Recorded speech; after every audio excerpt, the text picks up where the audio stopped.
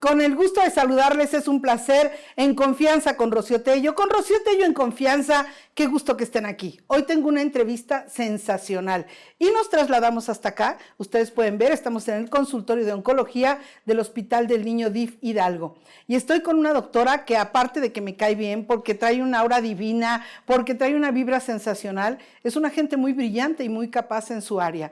Pediatra oncóloga egresada de la Universidad Autónoma del Estado de Hidalgo y del Hospital Infantil Federico Gómez, que por ahí me dicen que los mejores pediatras de este país y de otros países salen de ahí, egresan de ahí. Pues Mónica Langarica Bulos con nosotros. ¿Cómo te va? Hola doctora, muy bien, muchas gracias. Qué gusto. Aquí con gusto de recibirlos desde mi casa.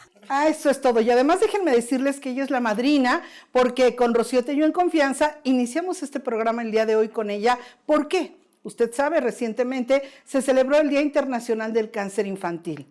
Y bueno, de repente las estadísticas pues nos ponen a pensar la cantidad de estadísticas y sobre todo cuando escuchamos a los médicos especialistas y que nos dicen, caramba, no todos vienen para ser diagnosticados de manera oportuna, caramba, dejaron pasar mucho tiempo, pues así debemos de tener la información al puro tiro en la mano. Doctora, ¿qué es el cáncer infantil? Bueno, el cáncer infantil es un conjunto de enfermedades. Nunca vamos a hablar que es una sola enfermedad. Son muchas enfermedades que se presentan en el periodo de vida del niño. Estamos hablando desde recién nacidos hasta la etapa de 18 años. Aquí, bueno, administrativamente tenemos el punto de 18 años, pero tenemos un grupo de riesgo y un grupo complicado que son los adolescentes y los adultos jóvenes, que normalmente también tratamos los pediatras y varía hasta los 23 o 24 años. Ahora vamos para allá.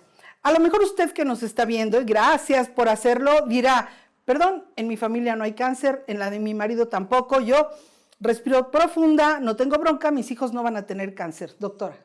Eso es algo irreal. La verdad es que todos nosotros hemos tenido células de cáncer en nuestro organismo, aunque digamos que nadie en la familia los padece. Sin embargo, nuestro sistema inmunológico es el que se encarga de reconocer esas células que están creciendo de manera errónea y las destruye. Entonces, todos estamos en riesgo de que esa célula única se pueda convertir posteriormente en un tumor o en una enfermedad neoplásica. Ahí le va otra, porque, bueno, pues escuchamos a los pacientes en el consultorio, doctora, y que nos dicen, perdón, yo vengo con un cargo de conciencia tremendo, doctora, porque este embarazo, este bebé que está enfermo, esta hija que está enferma, aquí entre nos no era un embarazo deseado, aquí entre nos me tomé 2 o 3 medicamentos para evitar que el embarazo llegara a su final, ya después es un embarazo aceptado, amado, querido, oiga, pero le di papilla de chícharos en lugar de zanahoria, o sea, y los papás verdaderamente están muy preocupados por el asunto de la culpa, pensando, ¿yo qué hice o qué dejé de hacer para que mi hijo o mi hija esté viviendo un cáncer? Generalmente no hay nada que los papás puedan hacer para que el niño viva un cáncer. Hay muchos factores de riesgo que sí están bien asociados y bien estudiados, como por ejemplo el uso de algunas drogas como cocaína, marihuana, antes del embarazo, todo aquello que nos daña el ADN y que en el momento de la concepción y en la replicación celular va a haber un error. Cafeína excesiva me refiero a 20 tazas al día. No, bueno, eso sí ya es un exceso. Excesiva, exacto. Algunas drogas, alguna exposición a radiaciones ionizantes, a organofosforados, a pesticidas, algunos tipos de materiales y solventes industriales que se pueden presentar durante el periodo de antes de la concepción, durante la concepción o la exposición del niño. Pero es la menor cantidad. La mayoría de los niños tienen el cáncer de una forma espontánea. ¿Qué quiere decir esto? Como les dije hace un ratito, que se va generando una célula que no se muere, que se inmortaliza, que nuestro sistema inmunológico no la detecta y entonces genera un tumor. Pero el riesgo está en todos. En todos. Bueno, primero, vámonos desde el inicio. Imagínese usted, el órgano que me diga de su cuerpo está formado por células. Todas las células tienen algo grandioso que se llama la apoptosis. Se calendarizan y se programan para morir, doctora. O sea, para tener una vida útil y para morir automáticamente. Entonces, cumplen una función del órgano que usted me diga, mueren las células y otras ya se regeneran. ¿Qué pasa con las células de cáncer? Justamente eso, hay un conjunto de genes que son protooncogenes y otros que son los antioncogenes, que lo que van a hacer es que esa célula que tiene una programación cíclica para morir, en algún punto dice, hey, yo no me voy a morir. Al contrario, voy a generar hijas idénticas que tengan esta propiedad de no morir. Entonces no se cumple ese ciclo, no llega la apoptosis y nuestro sistema inmunológico, nuestros favorecedores de eliminación celular y creación de nuevas células sanas, pues se quedan como en un punto que no saben qué onda, ¿no? Entonces, estos oncogenes y protooncogenes son los que le dicen a nuestro ciclo celular, ¿sabes qué? Detente hasta aquí, tú ya no tienes una buena información genética, debes de morir. Pero si no pasa eso, entonces esas células hijas van creciendo, creciendo, creciendo, creciendo, hasta que nuestro sistema inmunológico ya no puede con tanta cantidad. Correcto. Dicen por ahí que la enfermedad, la que me digas, es la lucha entre el equilibrio del sistema inmunológico y el agente agresor o el invasor. Hablemos de virus, de bacterias, de lo que sea, incluyendo las células que en su vida oyeron hablar de la apoptosis y se están multiplicando, pero como reinas, que al final del día crean un tumor. Así es. O varios. Doctora, hablemos de los niños específicamente, porque de repente sí, yo percibo en los doctores la frustración en mis compañeros médicos y compañeras que dicen, caramba, este niño, esta niña con el cáncer, si hubiera venido hace no sé qué, hubiéramos podido tener la oportunidad de realizar no sé cuál. Sí, doctora, nada más que el cáncer es muy malévolo, es muy camaleónico, es muy perverso y no da la muestra abierta de que aquí estoy. Así es, nosotros decimos que el cáncer es un gran simulador. Correcto. Porque todo ese conjunto de signos y síntomas que se van presentando pueden simular muchas enfermedades. En los niños las principales son las infecciones. Pero el problema es que sí llegan en etapas ya muy avanzadas y muy tardías. ¿Y esto a qué se debe? A que primero automedicamos, a que damos el remedio que le funcionó a la vecina, al vecinito, que no le creemos realmente a los niños que están enfermos. Cuando un niño me dice, me siento mal, yo como familiar tengo que creerle y tengo la obligación de atenderlo, de llevarlo a algún lugar especializado o capacitado, que cualquiera de nuestros médicos de primer nivel de atención debería de tener esa capacidad de, ojo, algo no va bien con este niño, le doy tratamiento y lo vuelvo a ver, pero no dejarlo que se vaya de alta y no volver a ver qué es lo que pasó con esa evolución. Si nosotros nos comprometemos a que cada niño que vemos con algo raro, que no nos queda muy claro el diagnóstico, podemos darle un seguimiento, también tendríamos mayor captación de estos pacientes en etapas más tempranas. Y también los papás que tengan las posibilidades de llevarlos con un pediatra. Un niño no es un adulto chiquito, entonces necesita ser valorado por un médico pediatra. Pero a ver, vamos poniendo mucha atención porque ya dijo la doctora y correctamente, el cáncer es un gran simulador. Por un lado, y por otro lado, los niños que de repente, pues porque no se quieren ir a la escuela, porque quieren salir a jugar, porque no quieren comer y quieren seguir en la tele, pues dicen, me siento mal. No puedo comer porque me duele el estómago, porque estoy cansado, porque tengo como frío. Por favor, lo que dijo la doctora es básico, obligatorio, creerles a los niños. Mire, en lo que averiguamos si es una broma, si es una mentira o si es la verdad, bueno, ya veremos qué se hace. Pero creerles absolutamente siempre. 1 y 2, doctora, debemos los adultos que estamos al frente de los niños, no me interesa si es la abuela, el padrino, el tío, el maestro, o sea, tener abierta la lupa y estar observando a los niños. Doctora, ¿qué tenemos que observar? Hay muchas cosas que debemos de observar y como bien dijo doctora, hay que creerle.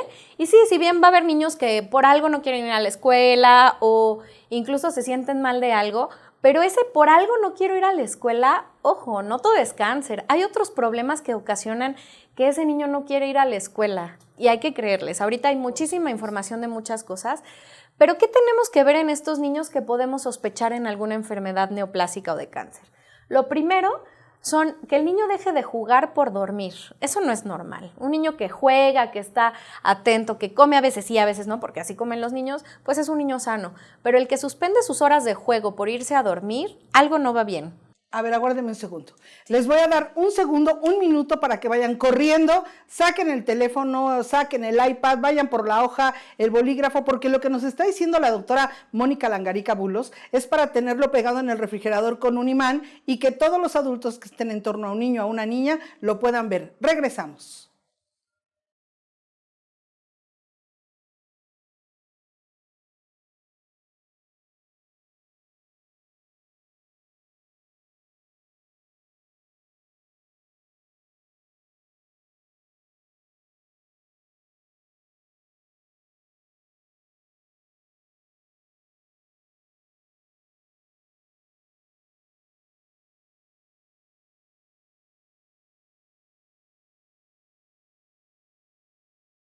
Aquí estamos con Rocío Tello en Confianza y estamos iniciando el programa felices, contentos de tener una madrina de este nivel, la doctora Mónica Langarica Bulos, pediatra oncóloga, y nos está dando una cátedra de lo que es el cáncer infantil. Espero que ya tengan que tomar nota y arranquémonos, doctora. Punto número 1, y qué importante, cuando un niño deja el juego, el que sea, patear el balón, tomar la muñeca, agarrar el carro, treparse a la bicicleta, cualquier juego lo deje y prefiere irse a dormir porque está cansado, aguas. Punto número 1. Importante, doctor. Así es, no es normal. Siguiente, vámonos a lo más común. El 40 hasta 50% de todo el cáncer en los niños son leucemias. Entonces ahí es donde tenemos que tener mucha incisión también. Vamos a ver que salen moretones que no tengan causa explicable, que tengan puntitos rojos en la piel, sangrados de la nariz, cuando se lavan los dientes, sangrado de las encías, eso también hay que ponerle mucha atención. Dolores de cabeza que normalmente son en la noche y despiertan al niño durante el sueño no es normal, y que ese dolor solamente se quite cuando vomita el paciente tampoco es normal.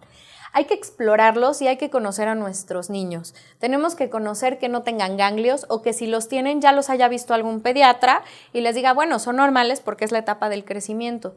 Tenemos que ver que no tengan ningún tumor. Nosotros le llamamos tumor a todo lo que crece fuera de lo normal, ¿no?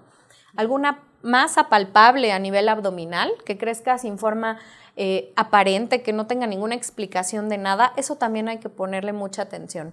El dolor en los huesos, que se va volviendo progresivo y posteriormente que va limitando la función de los niños, eso también hay que poner mucha atención. Normalmente ese dolor va a ser en una sola extremidad, puede ser el brazo, puede ser la pierna, y va a ser constante, cada vez mayor y que no mejora con el uso de analgésicos. A ver, nada de que vete por, yo iba a decir la marca, pero no. A ver, vete por el medicamento, se los arrojamos 1, 2, 3, 40 veces. Es que son dolores del crecimiento. A ver, no, O sea, debemos de ser en el extremo cuidadosos porque uno nunca sabe. Muy, muy cuidadosos. La lupa, las 24 horas del día, no con la ansiedad y la preocupación, no, sino con la tranquilidad de que estamos haciendo lo adecuado y de que no dejamos pasar nada de lo que nos está diciendo la doctora. ¿Qué más, doctora? Así es, el cansancio, la palidez, que vemos a nuestro niño pálido, pálido, pálido y pues no sabemos ni por qué. Eso también, que se les quite el hambre, ¿no? Que asociado a todos estos síntomas también que no tengan hambre.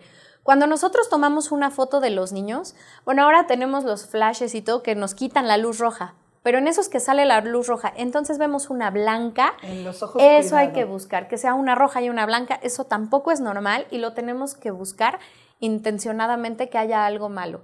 Realmente pues son muchos los síntomas y los mayores son los que se parecen a las infecciones. Entonces, una infección que ya le dimos tratamiento y no mejora y sigue con fiebre y no mejora de donde sea. Pero si una gastroenteritis, pero una faringitis, pero una, de donde sea, y otra vez, y otra vez, y otra vez, no está padre.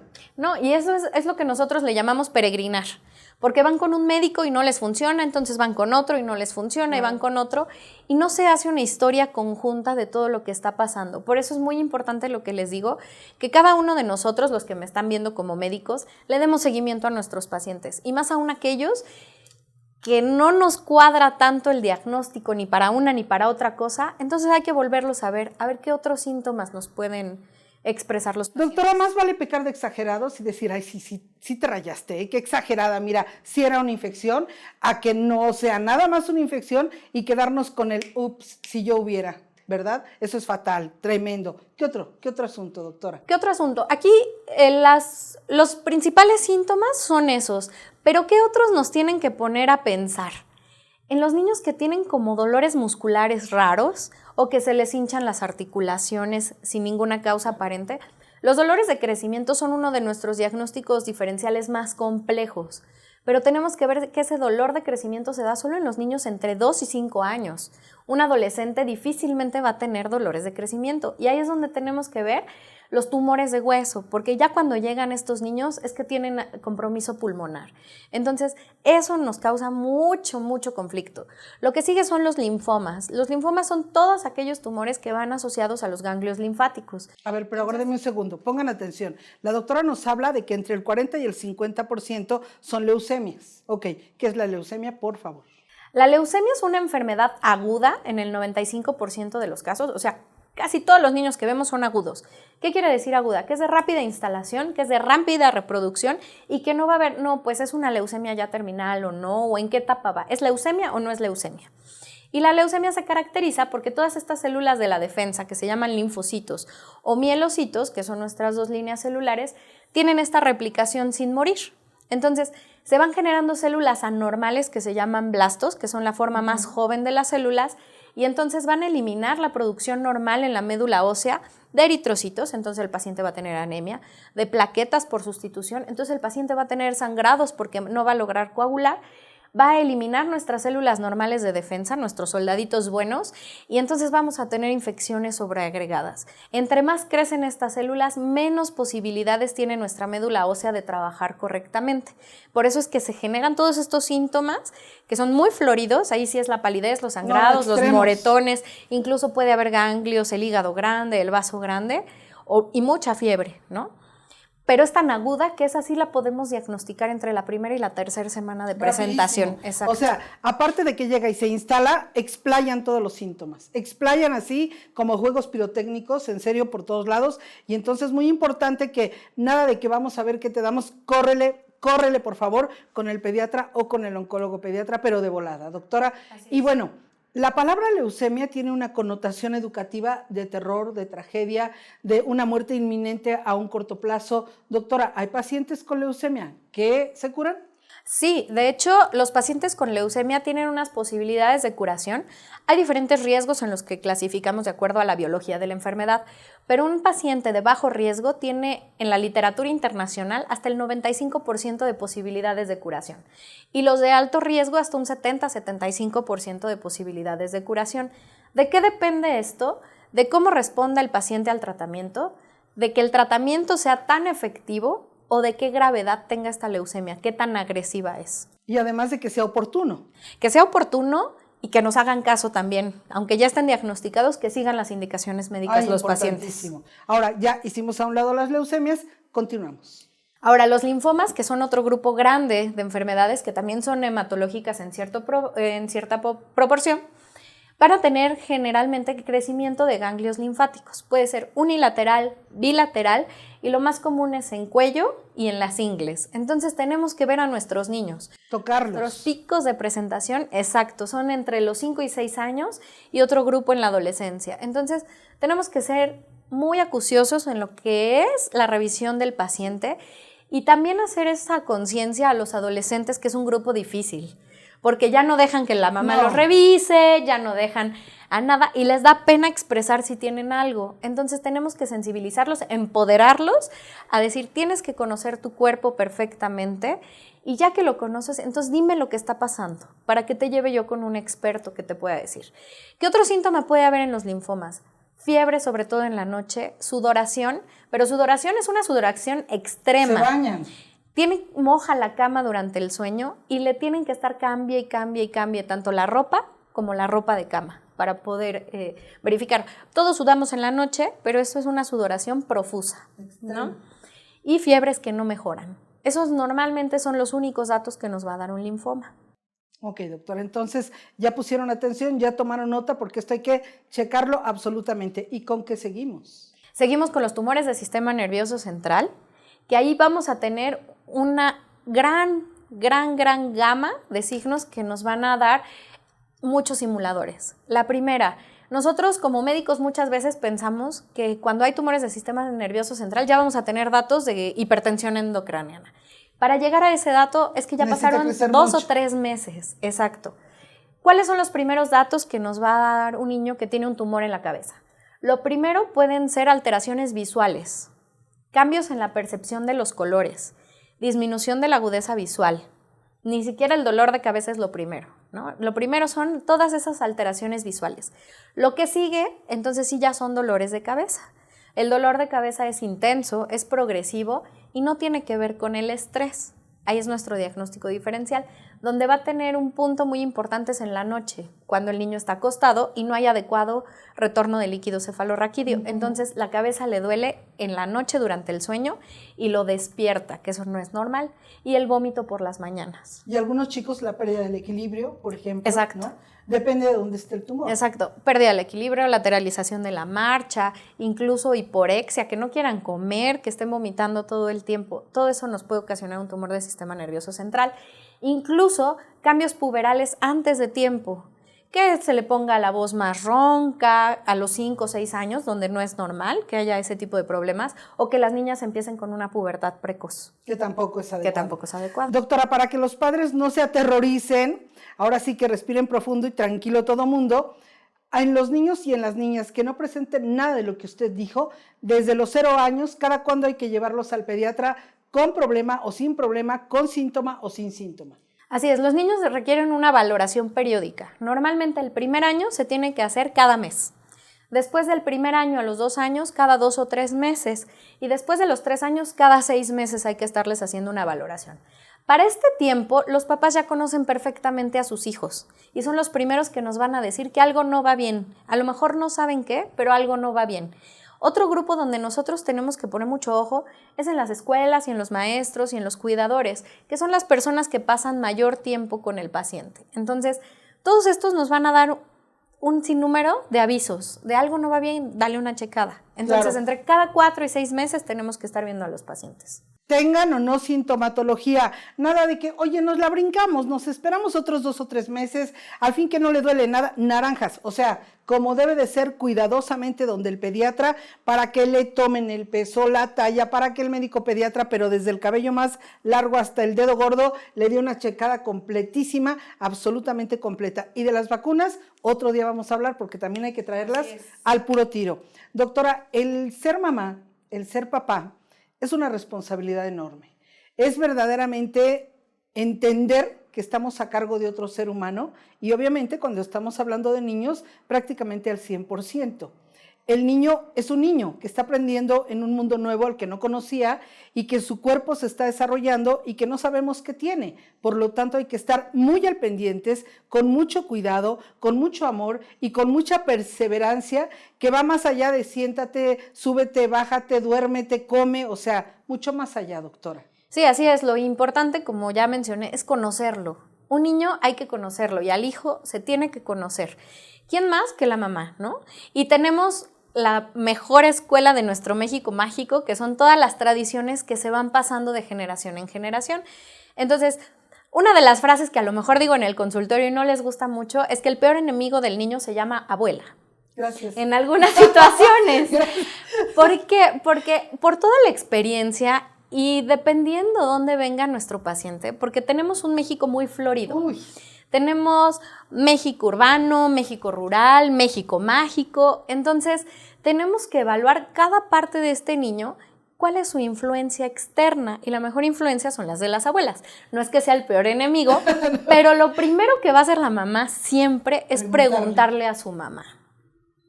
Oye, mi niño tiene esto y esto y esto. Y la mamá, la abuela, le va a decir a la hija, ¿sabes qué? Seguramente es esto y esto y esto. Entonces no es que sea nuestro mejor o nuestro peor enemigo, puede ser nuestro mejor aliado. Claro. Pero ese es el punto, que conozcamos a los niños, que sepamos qué es lo que tienen. Cuando algo ya no va bien, que ya se salió de toda esa marcha, es donde hay que evaluarlos, pero no hay que perder tiempo. Y desde antes, doctora, por ahí se decía, oye, yo cuando vaya a parir no quiero al mejor ginecobstetra, yo quiero a mi mamá a un lado, claro, ¿verdad? Porque es la confianza, es la sabiduría, es bueno, y para la crianza igual. Doctora, los médicos tenemos la obligación, yo creo que todos los seres humanos, sin embargo los médicos mucho más, independientemente de la especialidad que se maneje, de estar muy actualizados.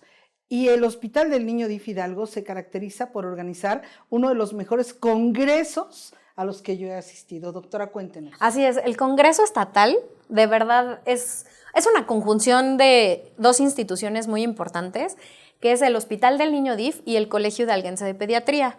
Entonces, cada año se unen para generar un congreso que de verdad es de excelencia académica. Estuvimos comparando los programas con el Nacional de Pediatría y de verdad estamos en un nivel muy alto. Este congreso va a ser del 11 al 14 de marzo en el Tuso Forum. y va a tener a los mejores ponentes nacionales, tenemos una gran variedad de ponentes internacionales. ¿Y qué se va a tocar? Los temas pediátricos más actuales y necesarios para el pediatra. A veces olvidamos algunas enfermedades porque decimos, ay, pues es lo de siempre. Sí, pero ese de siempre es lo que necesitamos traer más ágil, más actualizado y con mejores capacidades intelectuales. Entonces, los invitamos muchísimo a que se inscriban. Es del 11 al 14 de marzo en el Tuso Forum. Las inscripciones pueden ser directo aquí en el Hospital del Niño DIF y en el Colegio de Alguense de Pediatría. Pero además a la par, enfermería. Ah, claro, no podemos dejar enfermería de un lado porque son nuestros mejores aliados. Y tenemos que Oiga, conocer. ¿qué haríamos sin ellas y sin ellos? No, hombre, uno llega, atiende al paciente, pasa visita, pero de verdad se los digo, uno se quita el sombrero delante de las enfermeras y enfermeros que son compañeros de trabajo extraordinarios. Sí, o sea, nosotros aquí, por ejemplo, en oncología son nuestra mano izquierda, nuestra mano derecha, claro, nuestro pie derecho y nuestro pie izquierdo, porque son quien conoce más a los pacientes. Entonces, como no nos podemos partir en mil, les dejamos un poquito de la responsabilidad y también los tenemos que capacitar. Entonces, toda la obligación es de nosotros, pero para ellos, de verdad, pues todo lo que podamos hacer. Ahora, doctora, ¿qué le dice a las mamás y a los papás y a la familia en general que tienen un hijo o una hija que está cursando un cáncer del que sea? Que primero, cáncer no quiere decir muerte. La palabra cáncer es algo que tenemos arraigado tradicionalmente. No quiere decir muerte, quiere decir una enfermedad grave que si no se trata, entonces sí es potencialmente mortal. Pero que es una palabra o que es una enfermedad que puede tener cura. Entonces lo primero es no desesperar. Lo segundo es dar atención donde se debe de dar. Como dije hace ratito, nuestro México mágico es muy amplio. Y justo por eso va a haber mucha gente que siempre les quiera dar más información, tratamientos alternativos, todos quieren poner su granito de arena para que este niño salga, pero que no se olviden de decirle a su médico cuáles son de esos tratamientos los que le llamen la atención, que no se olviden de que si le están dando algo se lo digan a su médico y que por nada del mundo dejen el tratamiento médico. Esos tratamientos pueden tener alteraciones directas con los fármacos y les pueden ocasionar más daño que beneficio. Entonces es muy importante que nosotros conozcamos si tienen esa intención de darle algo. Si no le hace daño, pues tampoco le vamos a decir no se lo dé, porque la cuestión fe es bien importante. Básica. Entonces, sí les pedimos que nos digan todo para tener esa confianza y esa correlación médico-paciente y que ese niño pueda salir bien. Importantísimo. Exacto. Y ahora, antes que otra cosa, la doctora también nos va a dar sus datos. ¿En dónde la encontramos? Bueno, yo estoy en Intermédica, en el 5º piso, consultorio número 17, y el teléfono es 771-795-7089. Directamente pueden dar un WhatsApp, directamente una llamada y yo les voy a contestar. El teléfono es 771-795-7089. Gracias, doctora. Y bueno, tanatológicamente también les sé decir que hay que hacer un acompañamiento de las mamás, de los papás. ¿Por qué? Por el miedo, por el terror, por la angustia, por la ansiedad que se genera y por supuesto también un acompañamiento a los niños que no saben qué pasa. Lo único que saben es que de la nada lo sacan de su casa, lo sacan de la escuela, te vas a un hospital, no puedes ver a tu papá, a tus hermanos, no puedes estar en tu casa, no puedes estar con lo que te rodea, o sea, tienes que estar aquí y además con gente que ni conoces, que llega y que te pone uno por aquí, que te pone uno por acá, que a ver, te voy a tomar la temperatura, o sea, bueno, ni tu ropa puedes usar. Entonces, si no se acompaña tanatológicamente a los niños, a las niñas y a la familia, créanmelo, se convierte en un caos y genera una angustia tremenda, doctora, tremenda. Sí. Afortunadamente decirles que aquí en el Hospital del Niño hay un acompañamiento tanatológico, psicológico sensacional desde la primera cita. Entonces, la ansiedad que podría generar el desconocimiento y el miedo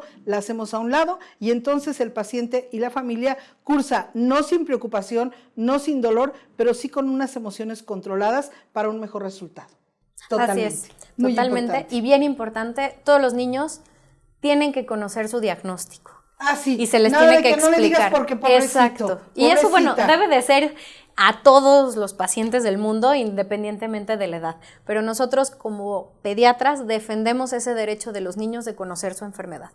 Doctora, puede causar cierta ironía y cierta hilaridad porque, perdón, ¿quién más que el niño que está viviendo en ese cuerpo, la niña que está viviendo en ese cuerpo dolido, maltrecho, molesto? ¿Cómo le quieren dorar la píldora y le dicen, con esto se te va a quitar? A ver, espérame.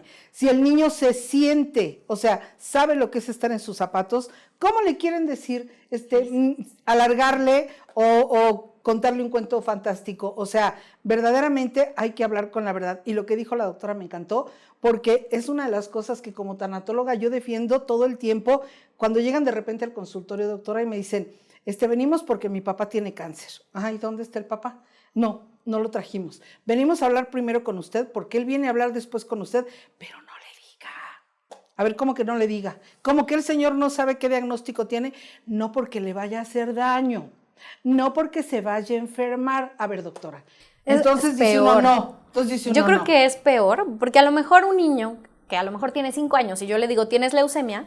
Al niño le da lo mismo saber la palabra leucemia que tienes gripa. Sí, claro. Entonces, la forma de manejo de la enfermedad es, si tienes una enfermedad difícil, es una enfermedad grave, se llama así, vas a estar viniendo al hospital, te vamos a estar poniendo tus medicamentos, pero te vas a ir a casa.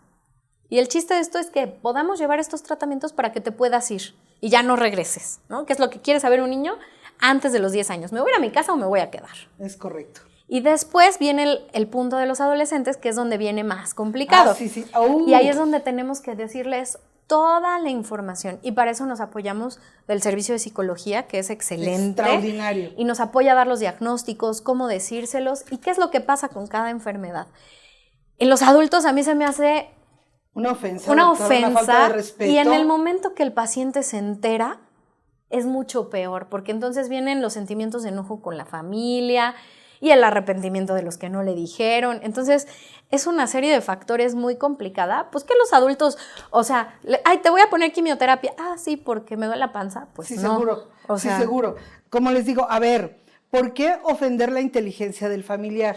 Estoy hablando de adultos, ¿eh? A ver, lo llevan a oncología, le están aplicando quimioterapia, le están haciendo cirugías. Doctora, tiene pico de pato, plumas de pato, nada como pato, hace cuac cuac y creen que es un cotorro. O sea, el paciente lo tiene clarísimo. Él vive en ese cuerpo y dice, esto no es una enfermedad de media semana, te levantas y te vas.